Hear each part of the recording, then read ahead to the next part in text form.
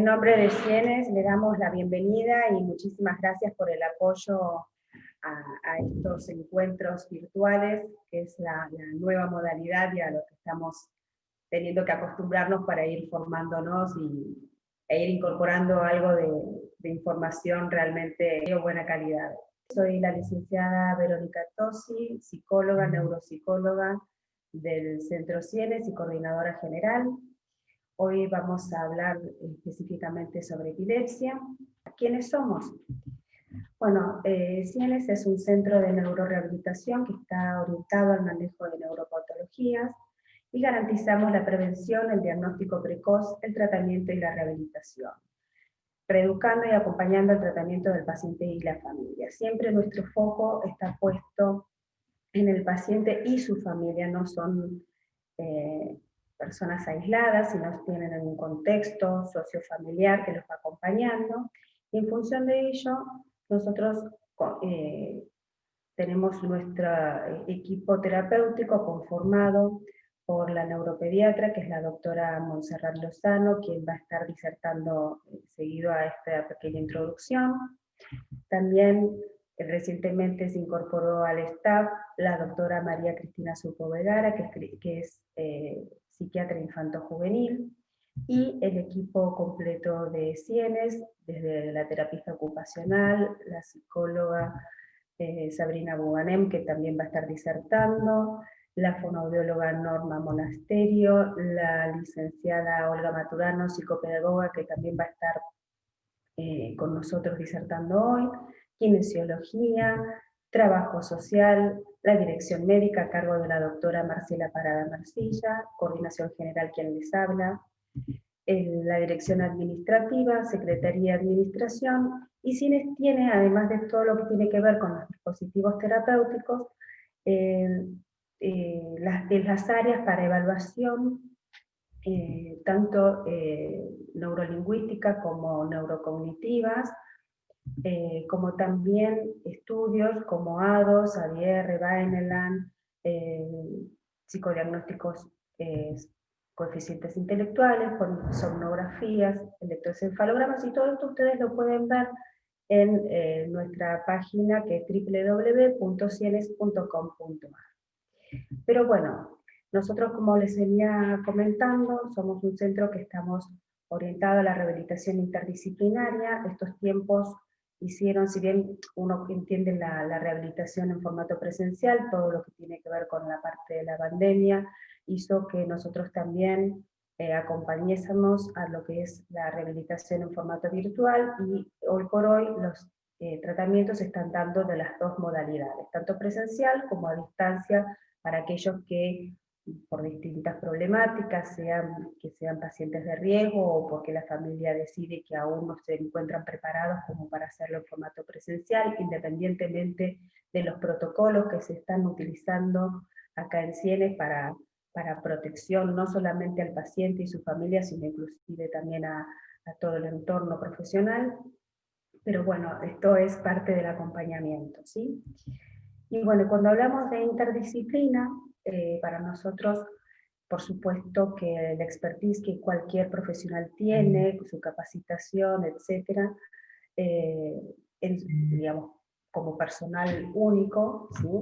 Profesional único, sumado siempre dentro de un equipo, va a hacer que, digamos, el paciente, el niño en este caso, o adolescente, pueda desarrollarse en plenitud, tratando de sortear aquellas dificultades que por supuesto lo trajeron al tratamiento. Ahora, no se circunscribe, cuando hablamos de interdisciplina, exclusivamente a lo que es el tratamiento en lo que es el área terapéutica. Por supuesto, siempre estamos hablando de que hay una familia detrás, ¿sí? Acompañando, sosteniendo. Están los médicos de cabecera, sean neuropediatras, psiquiatras infantos juveniles, pediatras, o cualquier otra especialidad, digamos, que hagan que el niño tenga un seguimiento médico. Por supuesto el equipo de rehabilitación, pero también está la parte de las escuelas, no solamente con las maestras integradoras o acompañantes externos o los acompañantes terapéuticos. Digamos, uno tiene que tener en cuenta que, digamos, el niño tiene distintas aristas y hay que tratar de integrarlas en un todo. Y el tratamiento de rehabilitación es parte de ese todo, y nosotros como CIENES tenemos esa modalidad, interactuar con cada una de las áreas que involucran el tratamiento para el mejor desarrollo de estos niños. Bueno, esto es nuestro equipo, ¿sí? Espero que ustedes vayan conociéndonos. Y me gustaría, antes de dar inicio a la charla, comentarles que, por supuesto, para los que están interesados, los que les guste lo que, digamos, lo que están por escuchar ahora en breve instante, y aquellos que seguramente hay padres, madres, o gente, digamos, que tiene necesidad de tener un tratamiento integral, sepan que están abiertas las inscripciones para lo que va a ser el tratamiento 2021. Por supuesto, pueden contactarnos y, si están interesados, solicitar un turno de admisión para una orientación prestacional. Vamos a ir dando comienzo ahora sí a la charla de epilepsia en la infancia, una mirada integral, y le voy a dar la bienvenida a la doctora Montserrat Lozano. Es, por supuesto, neuropediatra del Centro CIENES, es neuropediatra del Servicio de Neurología del Hospital Eva Perón de San Martín, neuropediatra de los consultorios externos de la Fundación Eva Perón, ex residente del Servicio de Neuropediatría del Hospital Posadas y residente en posbásica en Neurología Infantil del Hospital Ricardo Gutiérrez. Bueno, con ustedes, Montserrat. Bienvenida, Monse. Hola, buenas tardes. Gracias, Verónica. Para todos aquellos que dispusieron de un ratito de tiempo, una vez más, para sumarse a estos encuentros que ofrece CIENES, muy bienvenidos. Algunos quizás participaron de encuentros anteriores, algunos es su primera vez. El público o los asistentes es un público heterogéneo, se acercan con distintas inquietudes, familiares, docentes, pediatras, terapeutas y todos, digamos, un espectro dentro de los profesionales de la salud que se interesan por algunos de los temas que ofrecemos. Hoy principalmente vamos a hablar de epilepsia, esperemos que en mayor o menor medida a todos les resulte útil lo que queremos compartir, y como decía Verónica, en CIENES se trabaja de manera interdisciplinaria, por eso tratamos de acercar una mirada integral a esta entidad particular que es la epilepsia. Bueno, como siempre tratamos de definir el tema que vamos a tratar, y la epilepsia en sí, el término, viene del griego epilambaneim, que significa ser atacado o tomado por sorpresa. Y esta definición de que lo que es ser atacado por sorpresa se refiere específicamente a las crisis epilépticas.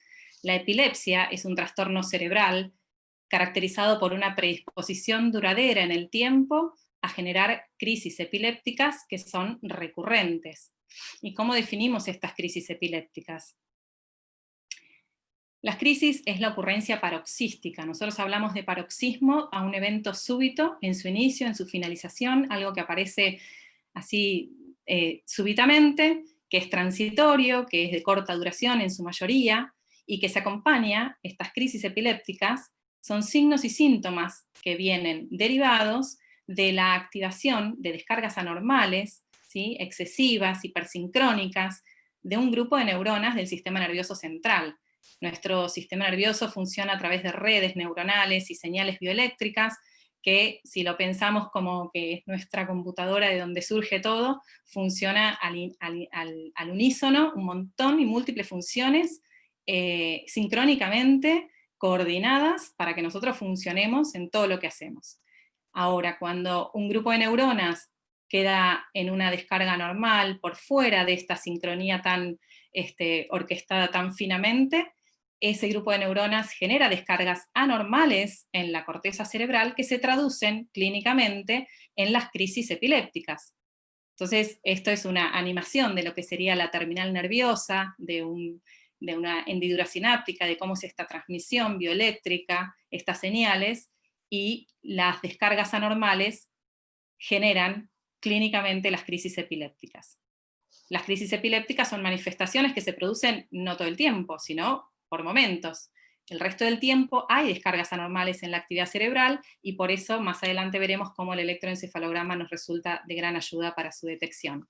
Cuando hablamos de epilepsia, que es un universo, es un tema enorme dentro de la neuropediatría, tratamos de utilizar algunos términos que nos ayudan a entenderla mejor, a caracterizarla. Por ejemplo, si nosotros hablamos de un síndrome epiléptico, estamos hablando de un grupo de signos y síntomas que definen una única condición epiléptica.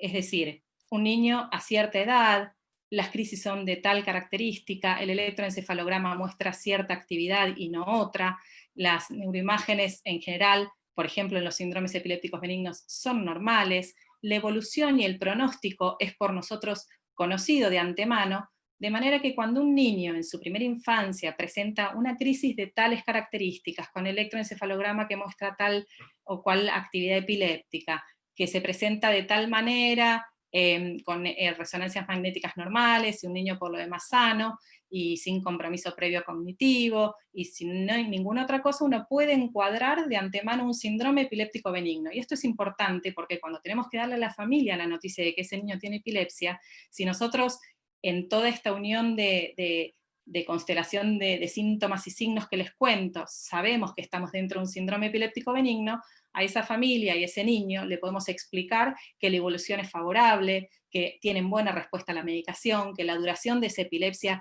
es de corto tiempo, en pocos años revierte, responden bien a la medicación y el niño puede ser dado de alta y no tener epilepsia de por vida, sino ser una epilepsia estrictamente infantil. Entonces, caracterizar estos síndromes es muy importante. Por otro lado, la epilepsia tiene muchas etiologías, muchas causas. Los síndromes benignos no tienen una causa aparente y a veces ni siquiera hay antecedentes familiares. Pero sí hay enfermedades epilépticas que conocemos asociadas a lesiones cerebrales conocidas, a cuestiones genéticas, congénitas. Ejemplo, un cuadro epiléptico de una causa bien conocida es lo que llamamos complejo de esclerosis tuberosa, que es una enfermedad neurocutánea que asocia epilepsia en su gran mayoría. Una malformación del desarrollo cortical, que sucede con cierta frecuencia, de la misma manera que cualquier órgano de nuestro cuerpo en la vida fetal puede tener una malformación, la corteza cerebral también puede formarse con alguna alteración estructural desde la vida fetal, y eso conlleva la posibilidad, con altas chances, de asociar una epilepsia a lo largo de la infancia, aunque se despierte más adelante, pero es de una causa congénita. Y estas son epilepsias con otro pronóstico, donde hay lesiones estructurales, causantes de la epilepsia, con dificultad en el tratamiento farmacológico, y a veces requieren otro tipo de abordaje terapéutico. A su vez, y hablábamos y diferenciábamos los síndromes benignos, las enfermedades epilépticas, y a veces hay otras entidades englobadas en lo que llamamos encefalopatías epilépticas, con otro pronóstico reservado, con mayor compromiso, porque las crisis, el cuadro epiléptico per se, las crisis epilépticas son las responsables de un deterioro cognitivo en las funciones neurológicas del paciente. Hay muchas encefalopatías epilépticas, el síndrome de West, el síndrome de Dravet, etcétera, son un montón. No podemos abarcar todas. Después les voy a mostrar un pequeño ejemplo respecto del síndrome de West puntualmente, pero son muchas. Lo que sí es importante saber es que son de pronóstico reservado, de difícil manejo. Entonces, siempre que abordamos una epilepsia tenemos que ir ubicándola para poder de antemano hablar con la familia de qué es lo que esta epilepsia conlleva. Y otro término importante para conocer es el estatus epiléptico. En su mayoría, en su gran mayoría, las convulsiones, cuando son convulsivas, pero nosotros en general elegimos decir crisis epilépticas porque no siempre son convulsivas, sino que a veces las crisis tienen otra característica clínica. Estas crisis en general son autolimitadas, breves, de corta duración y de resolución espontánea, pero conllevan la potencialidad de extenderse en el tiempo y conformar lo que llamamos un estatus epiléptico, que es una emergencia, porque de no mediar un tratamiento farmacológico endovenoso, en la mayoría de los casos necesario, la crisis no cede. Y esto es una emergencia médica, obviamente atendida en la urgencia. Respecto de la epidemiología de la epilepsia, bueno, hay crisis recurrentes, o sea, la epilepsia propiamente dicha según distintas series, ronda más o menos entre el 0,4 y el 0,8% de la población general.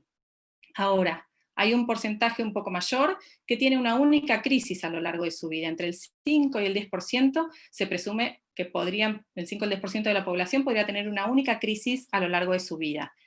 Ahora, si se produjese una segunda convulsión, el índice de recurrencia aumenta al 75% y ya uno está es más proclive a desarrollar una epilepsia.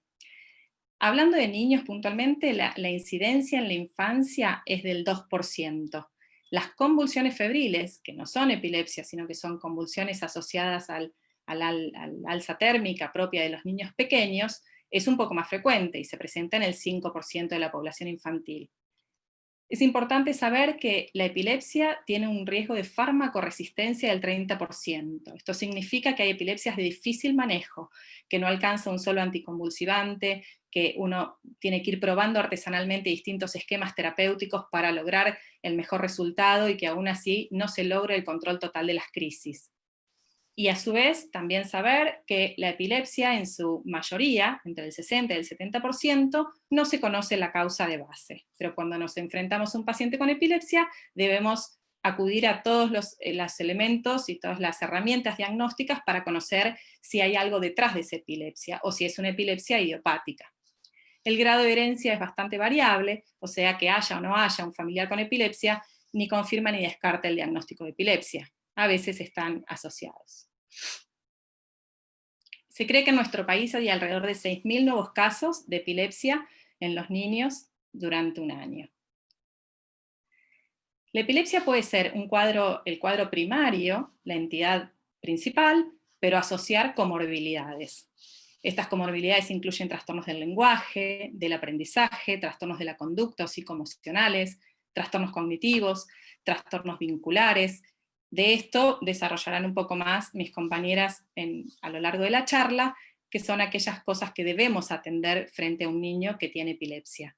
Pero también la epilepsia puede acompañar otras entidades, y entonces tenemos entidades como una parálisis cerebral, que puede tener epilepsia, no todas tienen, pero puede tener epilepsia, una encefalopatía crónica, que puede asociar una epilepsia, síndromes genéticos que pueden asociar una epilepsia, y en este caso la epilepsia acompaña a las otras causas de base de enfermedad neurológica, enfermedades neurocutáneas o neurodegenerativas. Frente a un evento paroxístico anormal que sucede en un niño a cualquier edad, porque la epilepsia se puede presentar desde el recién nacido hasta, bueno, obviamente hasta la adultez, pero digamos, en lo que es niñez y adolescencia, desde recién nacido hasta entrada a la adolescencia. En cualquier momento puede debutar una epilepsia con su primer evento paroxístico anormal que ha de ser estudiado.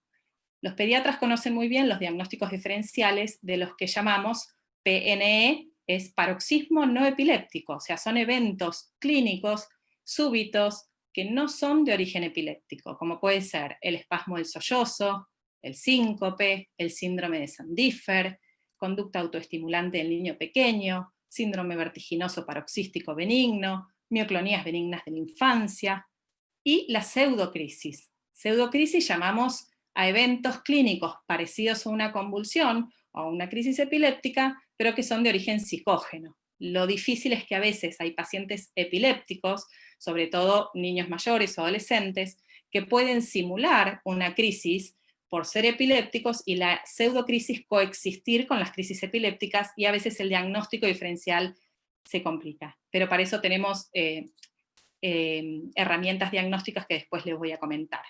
Esto respecto de los eventos anormales que no son de origen epiléptico, no son de origen neurológico. Ahora, crisis epilépticas podemos tener algunas que son benignas, neonatales o del lactante, o a su vez crisis que clínicamente son crisis epilépticas o convulsivas incluso, que pueden ser secundarias a otra cosa, como la fiebre, en el caso de las convulsiones febriles, que no son una epilepsia, como las inducidas por fármacos, las postraumáticas inmediatas después de un traumatismo de cráneo, por la contusión cerebral propia del traumatismo. Un niño puede tener una crisis, pero no necesariamente derivar eso en una epilepsia que necesite medicación anticonvulsivante. Y pueden ser también asociadas a hipoxia, a tóxicos, a infecciones, a accidentes cerebrovasculares, alteraciones metabólicas o hidroelectrolíticas, y no ser una epilepsia. Y por otro lado, cuando tenemos un evento normal con ciertas características y podemos concluir con los estudios complementarios que es una epilepsia, es que vamos a arribar al diagnóstico. Los elementos que tenemos para diagnosticar una epilepsia, como toda entidad en medicina, empieza por la historia clínica detallada del paciente, de todos sus antecedentes personales y familiares. Y lo más importante, que es lo que en general traen a la consulta, es el episodio paroxístico per se, algo que sucedió y que tuvo X características. Nosotros nos valemos, en general cuando llegan a la consulta, el episodio ya pasó, hace unos días, la semana pasada, el mes pasado, necesitamos del relato de ese episodio de los observadores. Aquel que cumple el rol de observador de un evento paroxístico debe saber que es muy importante y muy valiosa la información que puede dar. Hay que reconocer que hoy, tecnología mediante, y con las personas teniendo un teléfono muy a mano, los neurólogos hemos optado por pedirles, en lo posible, sobre todo, obviamente quizás no en un primer evento, pero cuando un paciente es epiléptico y tiene recurrencia de crisis, le pedimos a la familia, si alguien le asiste al paciente y hay una tercera persona, que pueda filmar ese evento. A nosotros nos sirve mucho saber la clínica, la semiología, qué fue lo que hizo, y la persona que asiste al paciente tiene que asistir al paciente, y si es una primera vez va a estar muy nerviosa con una situación nueva, sin saber qué hacer, entonces tenemos que darle las herramientas para saber qué hacer frente a una crisis en futuros eventos, y eso lo charlamos en un ratito. Obviamente hacemos un examen físico-neurológico del paciente, y otra de las herramientas principales para arribar al diagnóstico es el electroencefalograma. Si es de sueño, es mejor en general que el basal de vigilia, cuando el niño está despierto. A veces por la edad del niño preferimos que sea bajo sueño para que el niño esté quietito también. Y ese sueño intentamos que sea espontáneo, se lo priva de sueño la noche anterior al estudio, el niño llega cansado al lugar del estudio, se duerme, y de ahí tenemos la información que necesitamos para ver si hay descargas de tipo epilépticas. Y hay distintas activaciones y cosas a las que recurrimos para tener más información, como puede ser un electro con hiperventilación, con fotoestimulación, la polisomnografía, el video electroencefalograma, que después les voy a mostrar algún ejemplo, es muy útil en algunas situaciones porque nos permite el registro electroencefalográfico del paciente, a la vez que el paciente es filmado, y si tiene una crisis podemos ver cuál es la clínica de esa crisis, y a la par y concomitante el trazado del electro para sacar más información. Respecto de las imágenes, es importante saber que el diagnóstico para nosotros se basa en el episodio clínico y en el electroencefalograma. ¿Es complementario tener una neuroimagen? ¿Es necesaria? Sí, es necesaria. No es lo primero, ni nos va a certificar necesariamente el diagnóstico, porque hay muchas epilepsias que tienen resonancias normales. Pero bueno, en el caso de encontrar alguna alteración estructural, tiene muchísimo peso. El estudio por elección para diagnosticar o para apoyar o para estudiar la etiología de una epilepsia es la resonancia magnética. Es la que nos da más información. Y no es necesario que se haga inmediatamente. Es un estudio que se puede diferir siempre y cuando el debut epiléptico conste de una crisis que resolvió totalmente, que la persona tuvo el episodio y se recuperó 100%. Por lo tanto, la resonancia se puede hacer diferida en otro momento. Es importante para los pediatras también, saber para la familia también, que una resonancia normal es muy poco probable que necesite una nueva resonancia más adelante. Hay pocos casos en los cuales, porque a la epilepsia se suma alguna otra cosa, algún deterioro, algún otro cuadro neurológico que no estaba previamente, que uno quiera repetir la resonancia. Si no, la resonancia con una sola imagen en la vida del paciente es suficiente. La tomografía tiene una utilidad mucho más limitada, obviamente que en una guardia a veces es más accesible la tomografía, pero realmente a veces es innecesaria si el paciente se recuperó al 100%. No es necesario hacerla en la guardia, ¿sí? Pero eso obviamente hay que ver cada caso en particular. Y hay otros estudios de mayor complejidad que no vamos a ahondar en este momento. Como verán, la idea de mostrar toda esta lista de anticonvulsivantes es para contarles lo difícil del manejo. El manejo es artesanal, la combinación de fármacos, las dosis correctas, cuál es el fármaco primero, de primera línea al que uno acude, depende del tipo de epilepsia. Entonces, categorizar la epilepsia es lo más importante. Y una vez que tenemos el diagnóstico de epilepsia, que hemos decidido tratar a ese niño, Es muy importante poder explicarle a la familia, al niño, de acuerdo a la edad del niño y su capacidad de entendimiento, de qué estamos hablando, qué esperar, cómo es lo que se espera de acá en adelante, los controles que tiene que hacer, la necesidad de cumplir el tratamiento, ir despejando todas las dudas, porque no es sencillo decirle a la familia y al niño que tienen esta condición, pero hace falta ir categorizando la epilepsia para darles toda la información posible. Y respecto de cómo acompañar este proceso de frente al diagnóstico, digamos, nos va a hablar también un poco Sabrina, nuestra psicóloga.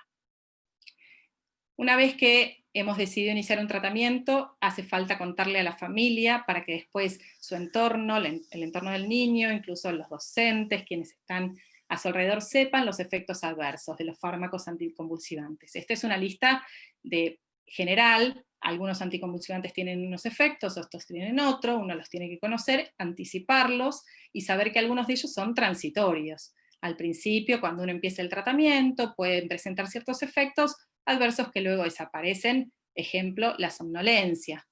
Luego puede aparecer irritabilidad, intolerancia gastrointestinal a la medicación, puede aparecer cierta torpeza, braipsiquia, que es un lentecimiento en el pensamiento, la habilidad emocional, alergia cutánea, que llamamos farmacodermia.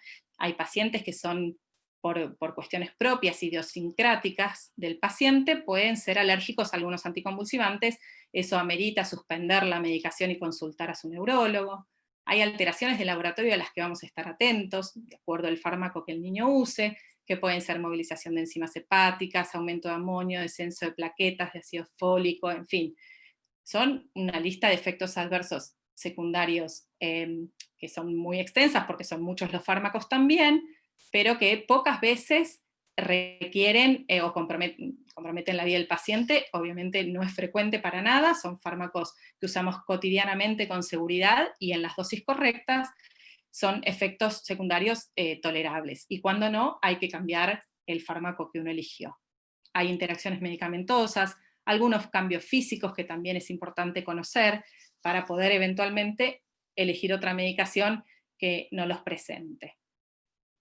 Frente a un niño ya conocido epiléptico, hay factores precipitantes de nuevas crisis. Es muy importante saber que la suspensión brusca de la medicación, saltear una toma, son de las causas más frecuentes. Por otro lado, también tiene que estar el fármaco en una dosis correcta, porque dosis subterapéuticas no estarían cubriendo la posibilidad de recurrencia de crisis. Obviamente que un estrés muy inusual puede desencadenar una crisis, no es lo habitual, y la epilepsia no es de origen emocional, es de origen orgánico, pero sí hay situaciones como una privación del sueño, como la fatiga, que podrían en un paciente epiléptico, por tener su umbral más alto, desencadenar alguna crisis. El alcohol, obviamente, entonces esto es importante para los adolescentes, la no ingesta de alcohol conjuntamente con el fármaco que está tomando, los destellos lumínicos para cierto tipo de epilepsias que se conocen como fotosensibles, por eso hay adolescentes que debutan con su epilepsia en situación de un boliche, con la privación de sueño, o la ingesta de alcohol, o las luces intermitentes, y eso puede desencadenar una crisis en un paciente predispuesto, ¿no? La fiebre también en un paciente epiléptico puede generar crisis, pero no es lo mismo que la convulsión febril del niño pequeño, que son convulsiones benignas. El paciente epiléptico, frente a una intercurrencia infecciosa de cualquier origen que levante fiebre, puede tener una crisis. Los disturbios metabólicos, la hiperventilación, son posibles desencadenantes. Una cosa para manejo de todos, porque uno puede no tener un familiar ni un niño cercano con epilepsia, pero le puede pasar en la vida toparse con una situación de tener que asistir a alguien frente a una crisis epiléptica. Como pautas de manejo, saber que hay que mantener la calma y que lo más importante es poner al paciente de costado, posicionarlo de costado, porque durante la crisis el paciente puede tener un vómito, porque generan o tienen dificultad para tragar la saliva, y lo que queremos es proteger la vía aérea. Por lo tanto, posicionar al paciente de costado es todo lo que vamos a hacer, ¿sí? Si el paciente tiene unas sacudidas tónico-clónicas, se cayó al piso, obviamente poner algo blando debajo de la cabeza, despejar el área de objetos peligrosos, permitirle que respire, quedarse al lado del paciente hasta que se recupere. Y en su recuperación hablarle suave, tranquilo, el paciente puede ir recuperando la conciencia paulatinamente. Las cosas que no hay que hacer, no hay que poner nada en la boca del paciente, no intentar agarrar la lengua está pegada al piso de la boca, el paciente no se traga la lengua, son de esos mitos que hay que derribar porque es riesgoso querer intentar abrir la mandíbula de un paciente que está en una crisis, o meter un dedo y que muerda, o meter un objeto, no justifica, solo posicionarlo de costado. No hay que intentar respiración artificial. El niño, el paciente con una crisis epiléptica respira de una manera irregular y ruidosa, pero respira y se oxigena. No hay que arrojar agua a la cara del paciente, no hay que sujetarlo, ¿sí? Hay que posicionarlo de costado y esperar que ceda. Obviamente que pasado 2 o 3 minutos, si no cede, de inmediato uno se dirige a la guardia más cercana.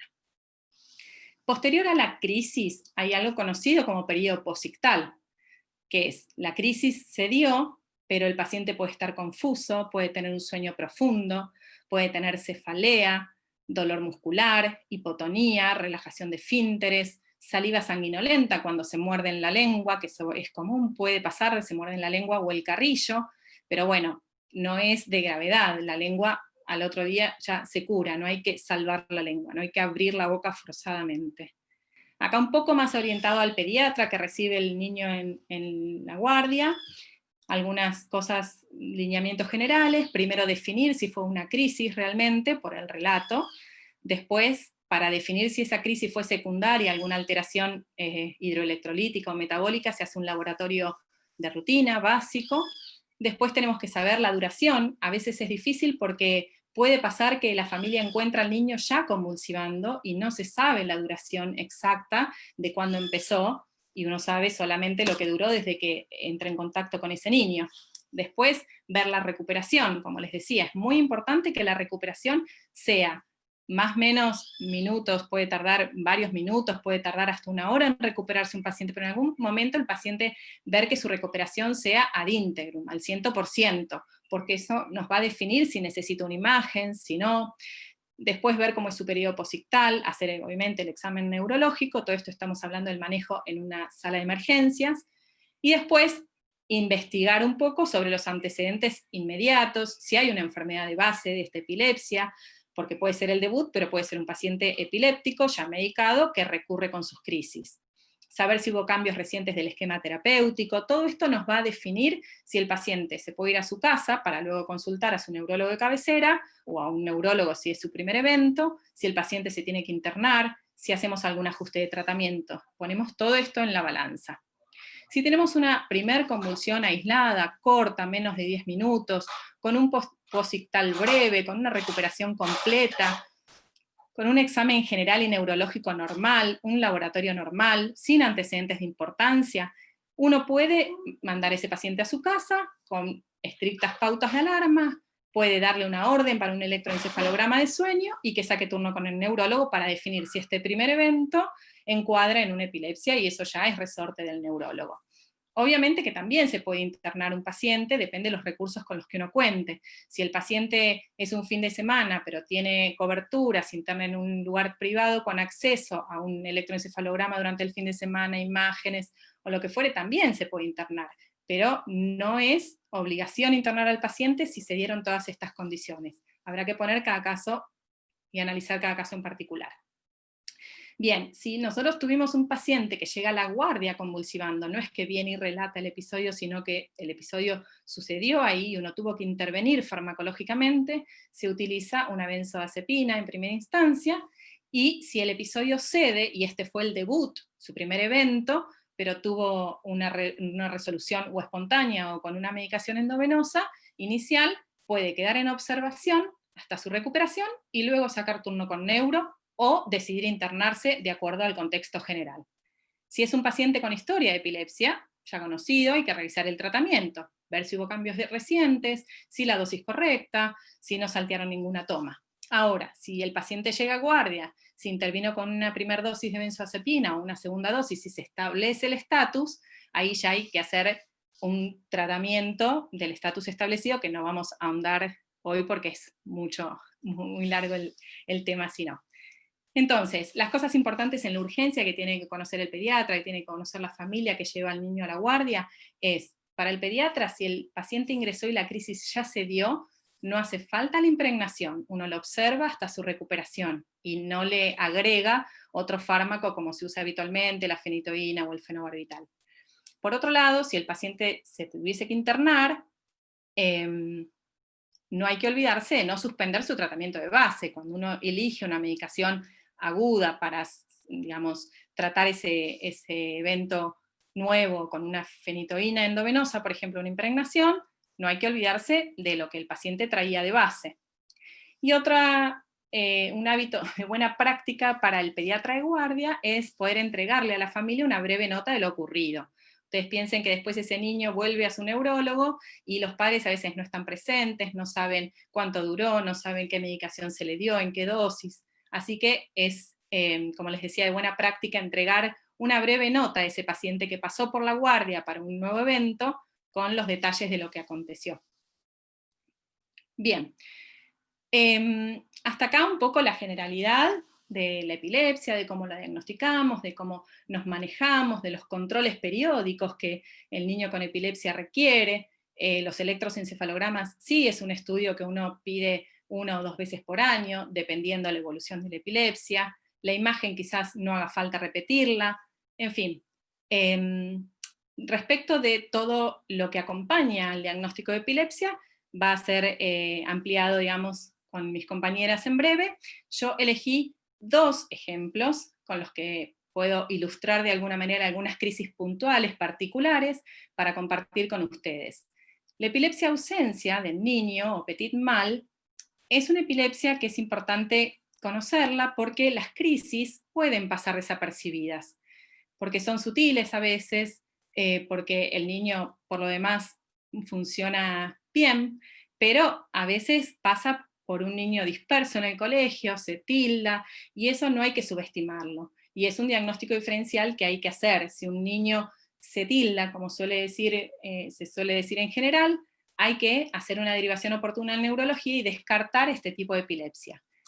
¿Por qué? Porque en las crisis se presentan movimientos mínimos, por ahí parpadeo, inmovilidad, acompañada de una mirada al vacío y quedan como desconectados un ratito, breves segundos.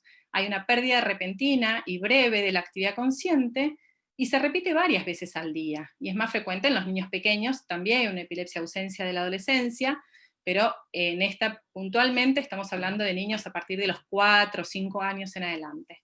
Y puede comprometer el aprendizaje. Imagínense un niño que está en situación del aula y que se desconecta, y le pasa 50 veces a lo largo de la mañana que por breves segundos queda tildado y con pérdida de conciencia. Obviamente su aprendizaje se compromete, entonces hay que poder diagnosticarlo. Les muestro, esto es de archivo, fíjense el año, pero bueno, es de la escuela francesa y es muy ilustrativo, así que les comparto este video de este niño con una epilepsia ausencia. Y esto es un video electroencefalograma. El niño está conectado al electroencefalógrafo, está el trazado a la par de la clínica del niño. Y esto es una crisis de ausencia típica. Esperen que se me fue el cursor, ahí va. Capot qui joue de la musique et Papa reste au pic. ¿A quoi, le dernier? ¿A quoi? Ahí vemos cómo empieza la descarga y el niño queda desconectado.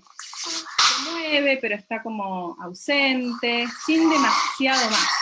Es eso, ahí respira y de repente deja de tener la descarga y el niño vuelve automáticamente.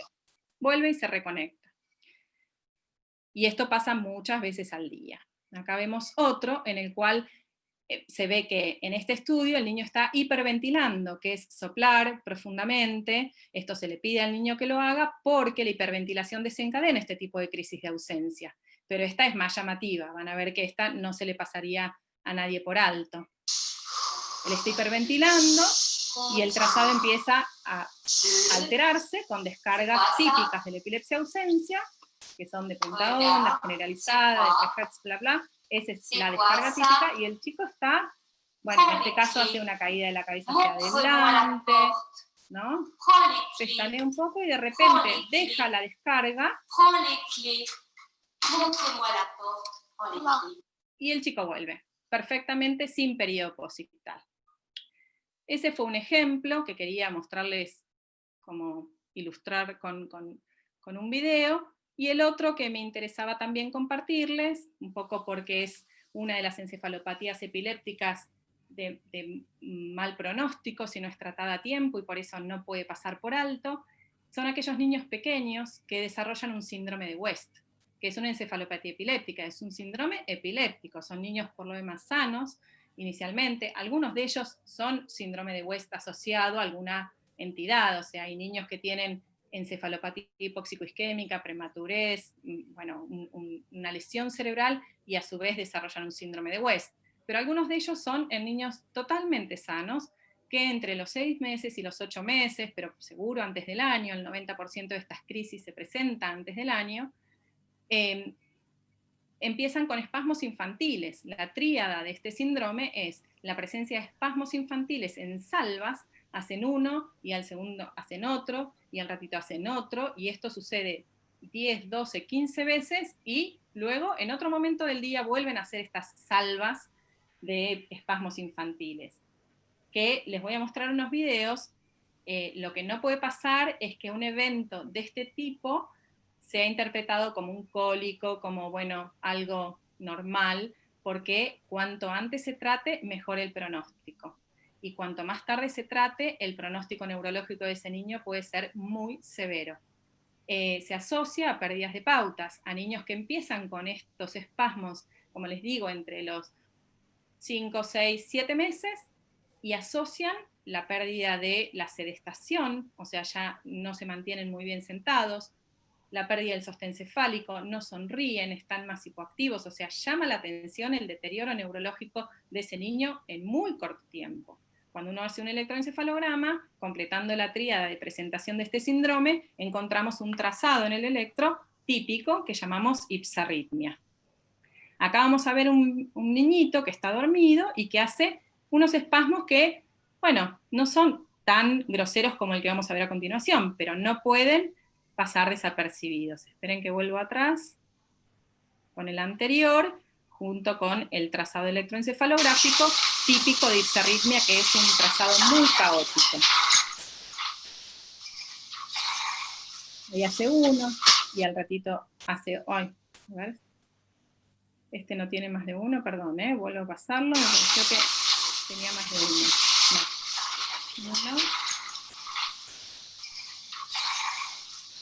No, te muestro uno solo. El siguiente van a ver que hace más de uno, y como les decía, en salvas. Son videos viejos, pero muy ilustrativos.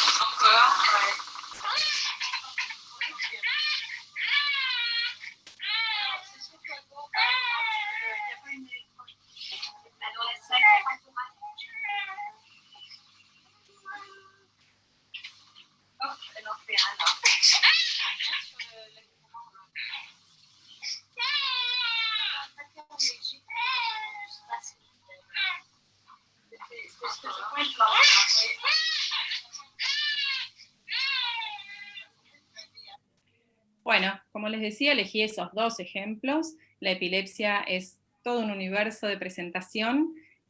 Ahora a continuación con ustedes va a estar la psiquiatra infanto-juvenil de Sienes, la doctora Cristina Supavegara, y ella va a contarles un poco más de distintos tipos de epilepsia, su presentación clínica, y a continuación la psicóloga y la psicopedagoga de Sienes también ampliarán esta mirada integral.